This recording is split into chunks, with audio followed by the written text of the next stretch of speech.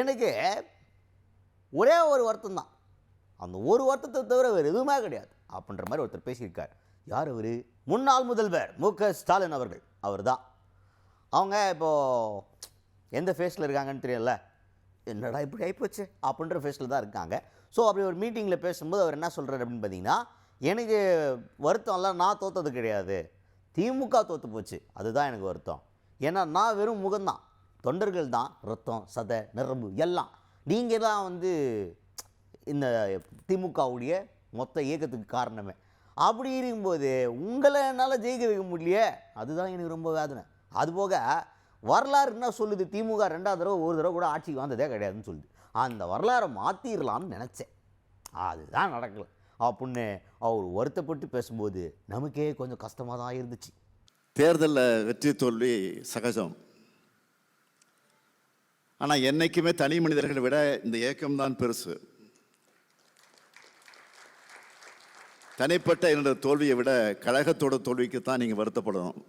நான் அதுக்கு தான் வருத்தப்படுறேன். நானே தோற்றிருந்து கழகம் ஜெயிச்சிருந்தா நான் மகிழ்ச்சியாக தான் அடைஞ்சிருப்பேன். இனி தனி நபர்களை விட கொள்கையை லட்சியத்தை முன்னிறுத்து இயங்கக்கூடிய இயக்கம் இந்த இயக்கம். ஸ்டாலின் என்பவன் வெளியில் தெரிகிற முகம்தான். இதோட இதயமும் நரம்பும் ரத்த ஓட்டமும் தொண்டர்கள் தான். எனக்கு இருக்கக்கூடிய வருத்தம் எல்லாம் என்ன தெரியுமா, திமுகவால் 2 முறை தொடர்ந்து வென்று ஆட்சி பொறுப்பேற்று முதலமைச்சராக முடியாதுன்னு சொல்றதை இந்த முறை மாற்றி காட்ட வேண்டும் என்று நான் கடுமையாக உழைச்சேன். நான் மட்டும் இல்லை, என்னை போல நீங்களும் உழைச்சிங்க. உறக்கமில்லாமல் உங்களையெல்லாம் உழைக்க வச்சோம். அது நடக்கலையே என்ற வருத்தம் தான் எனக்கு இருக்குது. அதுக்கு அடுத்து தொடர்ந்து இன்னொரு கருத்து என்ன சொல்லியிருக்காரு அப்படின்னு பார்த்தீங்கன்னா, இப்போ வந்திருக்க கவர்மெண்ட் வந்து ஒரு கவர்ச்சியினால் விஜய் அவர்கள் ஒரு நடிகர், தனக்கு பிடிச்ச நடிகர் வந்து பார்ட்டி ஆரம்பிச்சிருக்காருன்றதுனால டக்குன்னு மக்கள் வந்து அவங்கள தேர்ந்தெடுத்துட்டாங்க.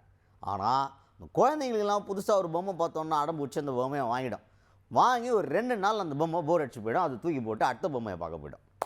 கடைசியாக யார்கிட்ட வந்து கேட்கும், எல்லாத்தையும் அம்மா கிட்ட தான் வந்து கேட்கும். அந்த மாதிரி இப்போ புதுசாக இந்த கவர்மெண்ட் வந்து மக்களுக்கு ரொம்ப சுவாரஸ்யமாக தேர்ந்தெடுத்துருக்கிறாங்க. கொஞ்ச நாளில் அவங்க இந்த பொம்மை போர் அடிக்கணும்னு தூக்கி போட்டு அம்மாவை தேடி நம்ம கிட்ட தான் வருவாங்க, இந்த தாய்ப்பாசம் கொண்ட திமுக கிட்ட தான் மக்கள் வரப்போகிறாங்க அப்படின்ற மாதிரி கான்ஃபிடென்ட்டாக பேசியிருக்காரு ஸ்டாலின் அவர்கள். அது போக கூட்டணி கட்சிகள் வந்துட்டு பங்குன்னு செஞ்சுட்டாங்க அப்படின்ற மாதிரி வருத்தத்தையும் சொல்லியிருக்காரு. என்னென்னா, நம்ம வந்து வெளியிலேருந்து ஆதரவு கொடுக்க போகிறோன்னு தான் சொன்னாங்க நம்ம கூட இருந்த கூட்டணி கட்சிகள்லாம். அப்புறம் பார்த்தா அமைச்சரவையில் இப்போ இடம்பெற்றிருக்கிறாங்க. சரி, வாழ்த்துக்கள், என்ன நடக்குதுன்னு பொறுத்திருந்து பார்ப்போம் அப்படின்ற மாதிரி சொல்லி முடிச்சிருக்கிறாரு. லாஸ்ட்டாக 5 வருஷம் இந்த ஆட்சி நீடிக்கவே போகிறதில்ல அப்படிங்கிறதையும் ஒரு போர்டு போட்டிருக்காரு முன்னாள் முதல்வர் மு.க.ஸ்டாலின் அவர்கள். குழந்தைகள் புதுசாக ஒரு பொம்மையை பார்த்தா அது வேணும்னு விரும்புவாங்க. ஆனால் 2 நாளில் அவங்களுக்கு அது போர் அடிச்சிடும், தூக்கி போட்டுருவாங்க. அப்படித்தான் தங்களுக்கு பிடிச்ச நடிகர் ஒருத்தர் கட்சி ஆரம்பித்ததுனால ஒரு ஆர்வத்தில் வாக்களிச்சிருக்கிறாங்க. கொஞ்ச நாள்லேயே இந்த பொம்மை மேலே அவங்களுக்கு இன்ட்ரெஸ்ட் போயிடும். குழந்தை அம்மாவை தேடுற மாதிரி நம்மளைத்தான் நம் மக்கள் ஏக்கத்தோடு தேடுவாங்க. கம்யூனிஸ்ட் கட்சியோ விடுதலை சிறுத்தைகளோ இந்திய முஸ்லீம் லீக்கோ ஆதரவு தருவதாக சொல்லிட்டு தான் போனாங்க. ஆனால் ஆதரவு மட்டும் இல்லை, அமைச்சர்களிடம் பெற்று இருக்கிறாங்க, வாழ்த்துக்கள்.